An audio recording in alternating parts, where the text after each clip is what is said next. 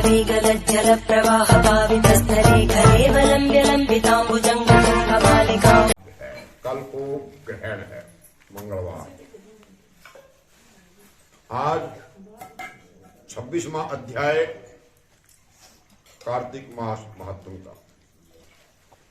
नारद जी ने कहा, देवगणों के ऐसे वचनों को सुनकर के धर्मदत्त ने कहा, सब मनुष्य भगवान विष्णु की प्रसन्नता के लिए विधिवत आराधना, यज्ञ, दान, व्रत, तीर्थ, तपस्या आदि करते हैं, किंतु कोई ऐसा सरल उपाय बताइए जिसके करने से इन सब का फल प्राप्त हो। गणों ने कहा कि हे द्विज श्रेष्ठ, आपका प्रश्न बहुत बड़ा श्रेष्ठ है। हम आपको भगवान विष्णु को शीघ्र प्रसन्न करने का उपाय बताते हैं। इसका इतिहास के साथ प्राचीन वृत्तांत सुनाते हैं। सावधानी से सुनो। प्राचीन काल में चोल नामक चक्रवर्ती राजा राज करता था। उसी के नाम से उसके देश का नाम चोल ही प्रसिद्ध था। राजा चोल के राज में कोई प्राणी दरिद्र, दुखी, पापी, रोगी नहीं था। ये सब राजा के यज्ञ करने का प्रभाव था।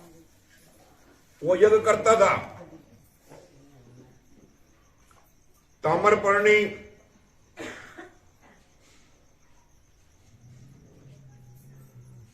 नदी के दोनों किनारों पर सोने के यज्ञ स्तंभ शोभित थे। हे द्विजश्रेष्ठ, एक दिन वो राजा भगवान विष्णु के पास गया। भगवान उस समय शेष शैया पर योग निद्रा में वश सो रहे थे। राजा चोल ने उनकी मणियों, मोतियों, सोने के दिव्य फलों फूलों द्वारा पूजा की। साष्टांग प्रणाम करके भगवान के चरणों के पास ही बैठ गया। भगवान के ध्यान में तत्पर हो गया। नटवर नागर नंदा भजोरे मन गोविंदा, नटवर नंदा भजोरे मन गोविंदा। थोड़ी देर के बाद राजा ने अपनी नगरी कांचीपुरी के एक ब्राह्मण विष्णुदास को वहां आते हुए देखा। विष्णुदास भगवान की पूजा के लिए तुलसी जल लिए हुए था। विष्णुदास ने वहां आकर के भगवान विष्णु को विष्णु सूक्त मंत्रों के द्वारा स्नान करवा करके मंजरी और दलों से उसका पूजन किया। विष्णुदास के चढ़ाए हुए उन दलों से राजा के चढ़े हुए मणि, मोती, सोने के फूल ढक गए। अब राजा ये देख करके क्रोध में भरकर बोला, और ढोंगी मूर्ख, तूने मेरी चढ़ाई हुई मणियों, मोतियों, सोने के फलों को तुलसी दल से ढक दिया, इन सादे फूलों से ढक दिया तूने। तू बेचारा भला भक्ति करना क्या जाने, तूने मेरे किए हुए विचित्र श्रृंगार को बिगाड़ दिया। राजा की बात सुनकर के विष्णुदास को भी क्रोध चढ़ गया। वो राजा के गौरव को तुच्छ समझकर कहने लगा कि हे राजन, तुम भक्ति करना नहीं जानते, तुमने तो अपने धन का अभिमान है, बताओ, आज से पहले तूने भगवान के कितने व्रत किए हैं? देवगणों ने कहा कि ब्राह्मण के ऐसे वचनों को सुन करके राजा ने घमंड से कहा, छोड़ दे। हे ब्राह्मण, भगवान की भक्ति के अभिमान से यदि तू ऐसी बात कह रहा है तो मैं पूछता हूं, तेरे जैसे भिखमंगे ब्राह्मण को में भगवान की कितनी भक्ति है? तुमने आज तक भगवान की प्रसन्नता के लिए कितने मंदिर बनाए हैं, कितनी धर्मशालाएं बनाई हैं? प्रसन्नता के लिए कुछ भी नहीं किया, न कोई मंदिर बनाया, न कोई भला इस प्रकार की भक्ति की जैसा कि तुम कह रहे हो, गर्व कर रहे हो, अभिमान अपनी भक्ति पर अभिमान कर रहे हो। यहां जितने भी ब्राह्मण बैठे हैं, मेरी बात को ध्यानपूर्वक सुनो। भगवान विष्णु के दर्शन अब मुझे होते हैं या इस ब्राह्मण को होते हैं? इसके बाद दोनों की भक्ति के संबंध में आप लोग जान जाएंगे। देवगणों ने कहा, ऐसा कहकर राजा चोर अपने महल में चला गया। वहां आकर के उसने अपने पुरोहित मुद्गल ऋषि को आचार्य बना करके विष्णु यज्ञ आरंभ कर दिया। उसने उस यज्ञ में अनेकों ऋषियों महर्षियों को बुलाया, उनको बहुत सा अनाज दिया, नकदी दी, दक्षिणा दी। जो यज्ञ पहले ब्रह्मा जी ने गया जी में किया था, वही यज्ञ राजा चोर ने अपनी नगरी चोर में किया। विष्णुदास भी अपने मंदिर में जाकर के भगवान की प्रसन्नता के लिए व्रत करने लगा।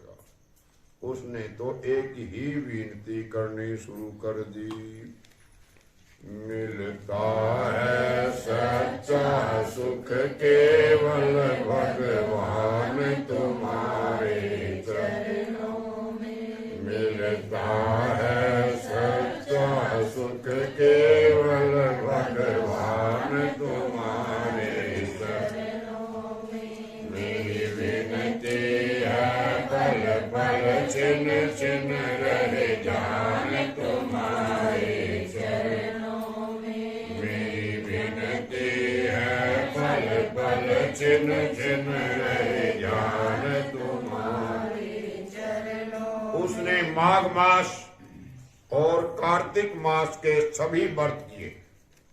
तुलसी के वन की एकादशी को भगवान विष्णु के द्वादश अक्षर मंत्र का जाप किया।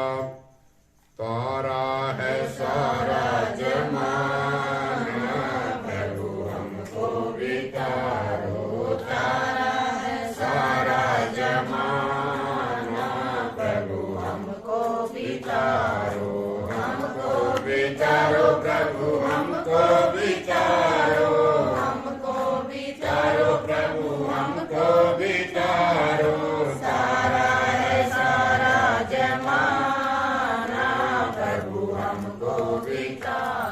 भगवान को प्रसन्न करने के लिए, वो भगवान को प्रसन्न करने के लिए गीत गाता रहा, नृत्य करता रहा। गोविंद जय जय गोपाल जय जय गोविंद जय जय गोपाल जय जय राधा रमण हरि गोविंद जय जय राधा रमण हरि गोविंद जय जय गोविंद जय जय गोपाल जय जय गोविंद जय जय गोपाल जय। नित्य प्रति व्रत करता रहा, जमीन पर सोता रहा, हर समय भगवान विष्णु का स्मरण करता रहा और सब प्राणियों में समदृष्टि से भगवान को ही देखता था।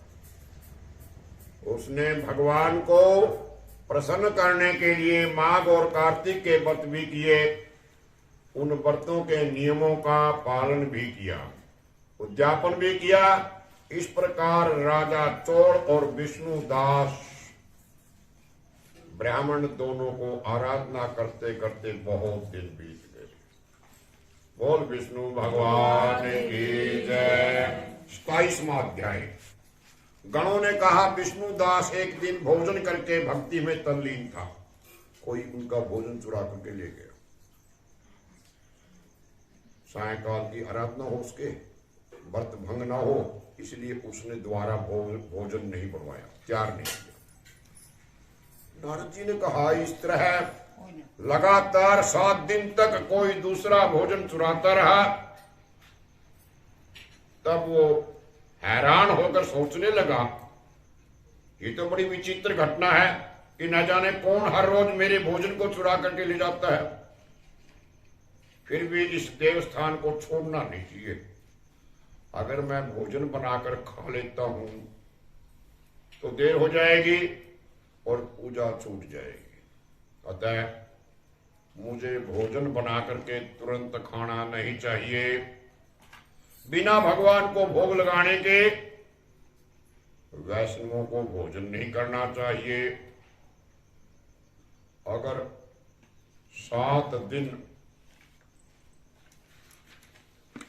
भोजन के बीत गए तो आज का दिन एक और सही देख लेता हूं। आज तो मैं भली भांति भोजन की रक्षा करूंगा, देखूंगा कि आज मेरे भोजन को कौन चुरा कर ले आता है। आज तो मैं बैठूंगा चुप करके। ऐसा सोच करके विष्णुदास ब्राह्मण भोजन के पास चिप करके बैठ गया।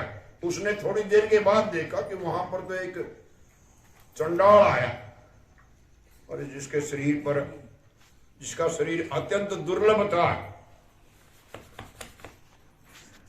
शरीर पर केवल चमड़ी चमड़ी दिखाई। जब वो चांडाल भोजन चुरा करके चल दिया, विष्णुदास ने उसे पुकारा, ओ भाई, ये रूखा भोजन ले जाकर क्या करोगे? इसमें आज मैंने घी नहीं लगा रखा। अरे घी भी ले जाओ। ऐसा कह करके वो श्रेष्ठ ब्राह्मण आगे को बढ़ा। विष्णुदास को अपनी ओर आते देख करके चंडाल तेजी से दौड़ने लगा, भाग लिया। वो विष्णुदास ब्राह्मण से डर गया, लेकिन कमजोरी के कारण दौड़ भी तो नहीं सकता था। थोड़ी ही दूर दौड़ करके वो जमीन पर गिर पड़ा, मूर्छित हो गया। अब चंडाल को मूर्छित देख करके विष्णुदास लपक कर उसके पास पहुंचा, अपने वस्त्र से ही उस पर हवा करने लगा। उसके बाद उसने जो कुछ देखा वो बड़ा आश्चर्यचकित रह गया। उसने देखा, अरे उसके सामने तो शंख चक्र गदा पद्मधारी पीतांबर धारण किए हुए चतुर्भुजी भगवान, कौस्तुभ माला से शोभित साक्षात विष्णु भगवान खड़े हैं। और विष्णु भगवान की जय। भगवान का दर्शन करके सात्विक भाव से मुक्त होकर के वो श्रेष्ठ ब्राह्मण उनकी स्तुति प्रणाम कुछ भी ना कर सका। वहीं पर सब देवता आदि, इंद्र आदि देवता उपस्थित हो गए। गंधर्व अप्सराएं आकर के गीत गान करने लगी।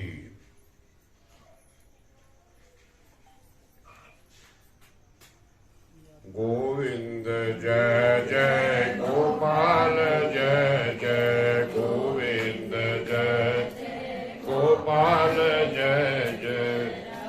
अप्सराएं आकर के गीत गान करने लगी, नृत्य करने लगी। ब्राह्मण उन्हें प्रणाम करने के लिए उतावला हुआ, तो ही वह संपूर्ण देवता गंधर्व अप्सराएं आ गई। नृत्य संगीत होने लगा। बोल विष्णु भगवान की जय। विष्णु भगवान ने अपना स्वरूप ब्राह्मण को प्रकट करके उसका आलिंगन किया। दिव्य विमान में बैठा करके उसे बैकुंठ लोक को ले गए। दिव्य विमान में ब्राह्मण को विष्णु के साथ जाते हुए देख करके चोल राजा ने देखा। उसने अपने गुरु आचार्य मुद्गल ऋषि को कहा, मैंने इतने यज्ञ आदि किए, इतने दान दिए, इतने तीर्थ बनवाए, इतने मंदिर बनवाए, वो सब व्यर्थ हो गए। जितनी दान दक्षिणा मैंने ब्राह्मणों को दी वो सारी असफल हो गई। विष्णु भगवान के दर्शन नहीं हुए। और विष्णुदास ब्राह्मण ने केवल श्रद्धा से, भक्ति ही उसकी प्रभाव से विष्णु भगवान ने आकर के उसको दर्शन भी दे दिए। इसीलिए भक्ति ही सर्वोपरि है। धन दौलत भगवान के आगे नहीं चलती, चलती है तो केवल श्रद्धा। अपने वित्त के अनुसार श्रद्धा भावना होनी चाहिए। मुझे भगवान विष्णु के दर्शन के लिए राजकाज त्याग करके भक्ति करनी चाहिए। राजा के कोई पुत्र न होने के कारण उसने अपने भाणजे को राजगद्दी का अधिकारी बना दिया। और आप विष्णु भगवान की भक्ति करने लगा। बहुत काल तक भक्ति के पश्चात भी विष्णु भगवान ने दर्शन नहीं दिए तो वो अग्नि कुंड में कूद पड़ा। अग्नि में प्रकट होकर भगवान विष्णु ने उसको गोदी में उठा लिया कि मैं तेरे त्याग से, तेरी भक्ति से बहुत प्रसन्न हुआ।